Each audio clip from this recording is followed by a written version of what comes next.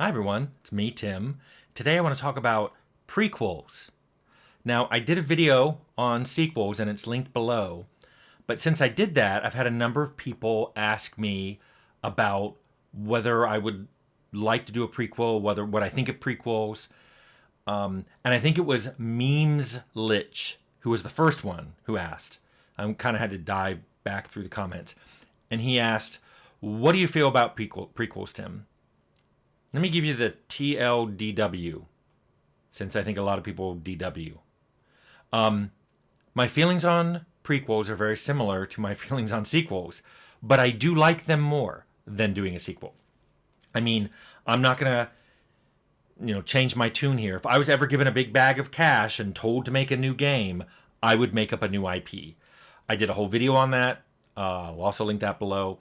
I just like new IPs better.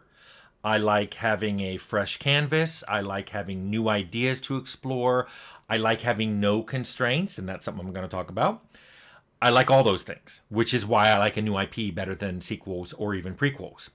And by the way, I've gotten that opportunity several times, and I know I'm lucky that that happened. Fallout was new, Arcanum, Wildstar, The Outer Worlds, and I got to work on Pillars of Eternity and Tyranny, which were also new IPs, even though I wasn't in charge of those.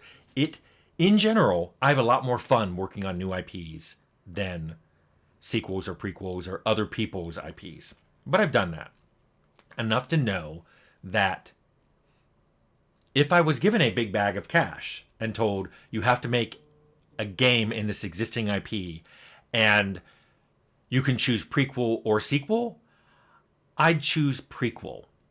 I have some reasons for that. I can back it up. Whenever you play a game, especially the RPGs that I like playing that are very rich in lore, you hear a lot about events that happened, about people who did really cool things. There's basically a lot of lore to go through, and I often do. I mean, I've said this, I like when it's not forced on me. Like, an NPC starts talking and there's no exits from his dialogue for many nodes, or you get stuck in a lengthy cinematic saying 2,000 years ago the dragons attacked.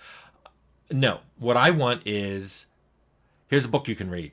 NPC will go, oh yeah, that was during the Dragon Wars. I've got a book on the Dragon Wars here if you want to read about it.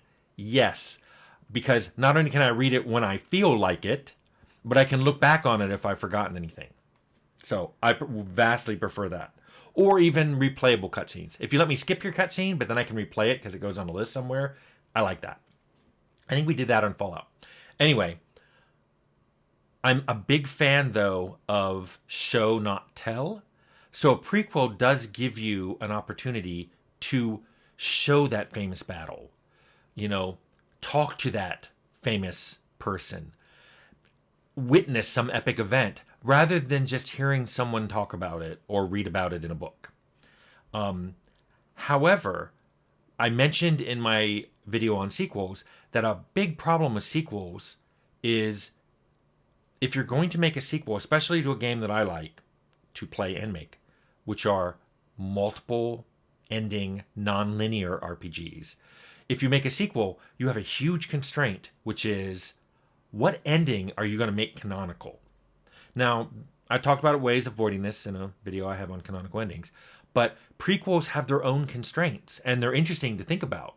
For example, the events that you heard about in the first game you played before the prequel, those events have to play out.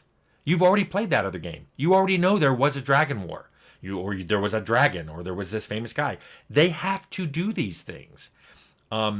If you heard that an NPC died, he has to die in the prequel because you already know he does. Now, he could live and then it could be, oh yeah, he died after that. He died off screen somewhere. But others that maybe you met someone, the older version of them, and you see their younger version in the prequel, they have to live. They have to live. So this means that not only do prequels have to deal with essential NPCs, which are NPCs that can't be killed, and that I've said I don't like, but you also have to deal with the opposite of that, anti-essential NPCs. These are NPCs that have to die. That no matter what you do, they have to die. And okay, the dog has decided this is the perfect time to play in my office. So this means anti-essential NPCs. How are you going to do that? Are you going to set them up so that one blow will kill them? They have one hit point, or they have no damage resistance, or they're just scripted to die if anything touches them.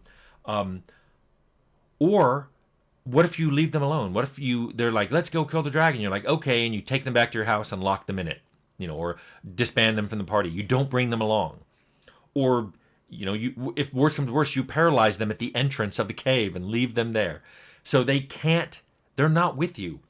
What happens? Do they just slump over and die at some point? Even if you have them 100% protected somehow? Now, don't get me wrong. This idea of an anti-essential NPC is an interesting problem to solve.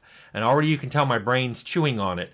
And damn you, Memes Lick, because now you've stuck this in my brain about, ooh, that would be an interesting feature of a game, which is the opposite of an essential NPC that can't be killed. You have NPCs that have to be killed, or certain later events won't play out correctly.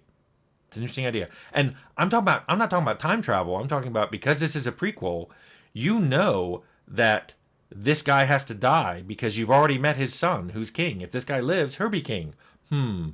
It's an interesting idea. But, shoot, now I'm thinking about it. Okay, why this is fun, to make a game under constraints. And I met a lot of game developers who like being given constraints.